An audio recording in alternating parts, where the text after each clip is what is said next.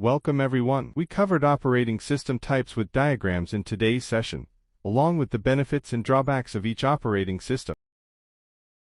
A batch operating system processes jobs in batches without user interaction during execution. Users submit tasks, often grouped together based on their type, and the OS queues them for processing. Jobs are executed one at a time, in sequence, without real-time input from users. This system is efficient for handling large volumes of repetitive tasks, such as payroll processing or data analysis. Batch OS uses Job Control Language, JCL, to define job execution sequences and resource requirements. It eliminates the need for user intervention between tasks, optimizing system utilization. Jobs are processed based on priority, and after completion, results are added to the user. Though effective for specific tasks, a batch OS lacks interactivity and flexibility compared to modern systems. It's typically used in environments where large amounts of similar work must be processed without constant user input.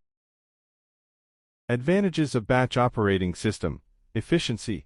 Batch systems automate repetitive tasks, processing a large number of jobs without user interaction, leading to better resource utilization. Cost-effective. By running multiple jobs in batches, organizations can reduce operational costs and optimize hardware use. No user intervention. Once jobs are submitted, they run without any need for real-time user input, freeing up time for other tasks. High throughput. Batch OS processes many jobs quickly and without interruption, making it ideal for large data processing tasks like payroll or billing. Disadvantages of batch operating system: lack of interactivity. Users cannot interact with jobs once they are submitted, making it unsuitable for time-sensitive or interactive tasks. Job delays. Jobs in the queue may experience delays due to the sequential processing of tasks. Complexity in job management. Batch systems require careful management of job control language, JCL, and scheduling, which is complex. Limited flexibility. Batch OS is not well suited for dynamic or real-time processing needs.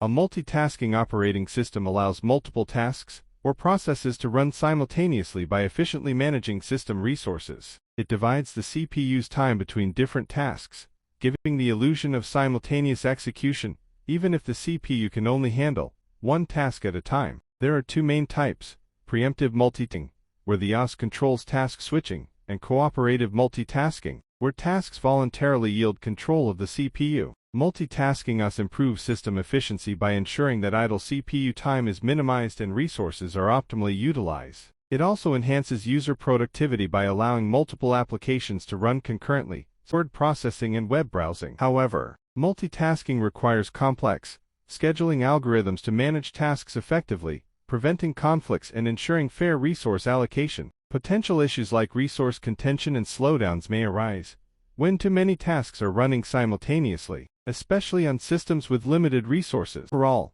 multitasking is essential for modern computing, enabling seamless and responsive environments.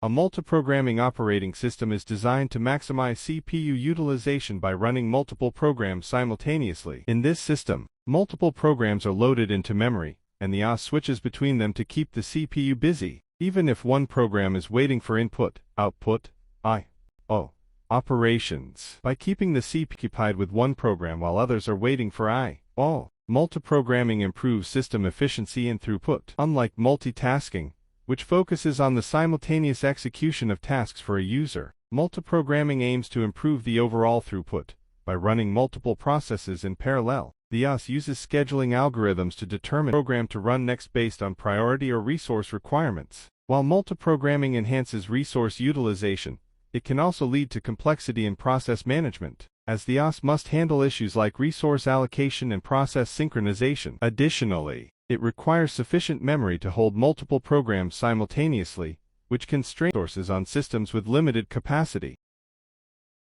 Here are some activities related to multiprogramming operating systems that help in understanding its concepts and functionalities. Process scheduling simulation. Simulate a simple multiprogramming environment, where multiple processes with varying execution times are scheduled. Implement algorithms like first come first served, FCFS, shortest job, SJF, or round robin to manage CPU allocation and observe how the system manages different processes. Memory management exercises. Explore techniques like partitioning, paging, or segmentation used in multiprogramming to allocate memory for multiple programs. Assign memory blocks to different processes and observe how memory is allocated and freed as tasks execute. CPU utilization analysis. Track CPU usage while multiple programs are running. Measure how multiprogramming improves CPU utilization by keeping it active while one program waits for all. Compare performance with and without multiprogramming. Deadlock detection. Implement a simple multiprogramming scenario where processes might encounter deadlocks due to shared resources. Practice deadlock detection and resolution methods like resource allocation graphs or Banker's algorithm. Context switching demo. Simulate context switching, where the CSE switches between multiple running processes. Measure the overhead introduced by switching tasks and analyze its impact on performance. These activities enhance the understanding of multiprogramming's role in optimizing system efficiency, resource utilization, and task management. Advantages of multiprogramming CSE. Improved CPU utilization. By running multiple programs simultaneously, the CPU is kept busy, even if one process is waiting for all. Increased throughput. More jobs are processed in less time, leading to better overall system performance and higher productivity. Resource efficiency. Multiprogramming maximizes the use of available system resources, memory, CPU, etc., reducing idle times. Cost-effective. By utilizing hardware more effectively, it reduces the need for additional resources or hardware upgrades. Disadvantages of multiprogramming CSE. Complexity and management. The CSE must handle scheduling and memory allocation, which requires advanced algorithms. Context switching overhead. Frequent switching between processes can lead to performance overhead, reducing system efficiency. Memory constraints. Multiple programs require sufficient memory, which may strain the system if resources are limited. Potential for deadlock. Processes compete for resources, leading to deadlock if not managed properly.